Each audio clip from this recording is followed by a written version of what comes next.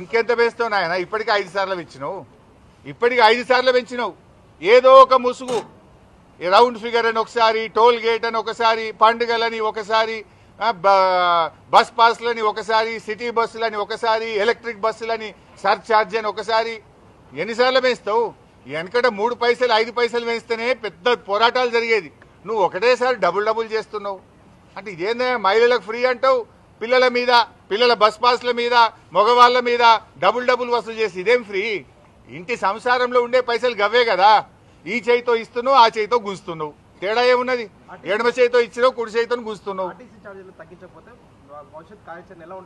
RTC ఛార్జీలు తగ్గేదాకా ప్రజల పక్షాన బీఆర్ఎస్ పోరాడుతూనే ఉంటది. వివిధ రూపాల్లో నిరసన కార్యక్రమాలు రూపొందిస్తాం. ఈరోజు ఆర్టీసీ బస్ ఎక్కే, ఆర్టీసీలో ప్రయాణించే ప్రయాణికుల మనోభావాలు కనుక్కుంటాం. ఆర్టీసీ ఎండీని కలిసి తగ్గించమని ప్రజాస్వామ్యయుతంగా కోరుతాం. ప్రభుత్వం దిగి రాకపోతే ప్రజా ఉద్యమాలను మరింత బలోపేతం చేస్తాం, ఉధృతం చేస్తాం.